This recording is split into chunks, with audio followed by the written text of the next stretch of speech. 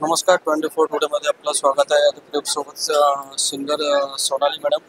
तुमचा नवलखार आपण बघितले भरपूर तुमचे फेमस फेमस गाणे आहेत. आज हा गाणं रिलीज झालाय. किती स्पेशल आहे हा सॉन्ग? खूप स्पेशल आहे कारण मला वाटतं सगळेच आमची जी टीम आहे तर ही सेम टीम गेल्या 5 वर्षांपासून या सेम डेटला आमचं एक गाणं आम्ही आउट करतो आणि सुरुवात झाली होती 2021मध्ये. माझी बायगो हे गाणं रिलीज झालं होतं, ज्याला आज आमच्या सगळ्या गाण्यांमध्ये जे मोस्ट व्ह्यूड गाणं आहे, ज्याला 170 मिलियनच्या वरचा टप्पा त्या गाण्याने पार केला. आणि असंच बरीच गाणी, मग आपलीच हवा असेल किंवा गेल्या वर्षीचं नखरेवाली असेल, तर प्रेक्षक खूप डोक्यावर घेतात गाणी. त्यामुळे ही डेटच मुळात खूप स्पेशल आहे. आणि आता नवलखा हार मला वाटतं मुलींना आणि मुलांना दोघांनाही आवडेल असं गाणं आहे. आणि मुलींना तर नटायला आवडतं.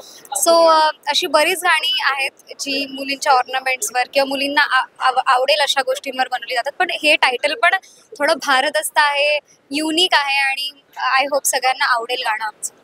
ह्याच्यामध्ये आपण नॉर्मली बघतो की गाण्यामध्ये दोनच फक्त हिरो हिरोईन असतात. ह्याच्यामध्ये हे चौघांना घेतलंय.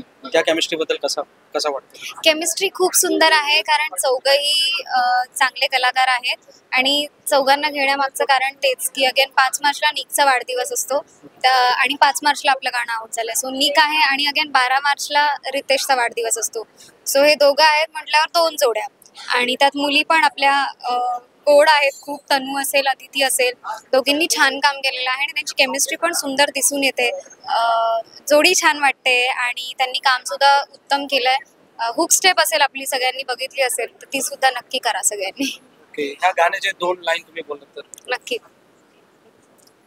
हे गळ्यामध्ये नवलखा हार, ए राजा मला साडी चोळी आणशील काय, ए राजा मला साडी चोळी आणशील काय.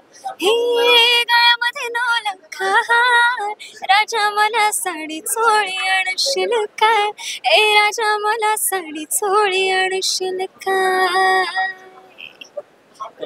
थँक्यू.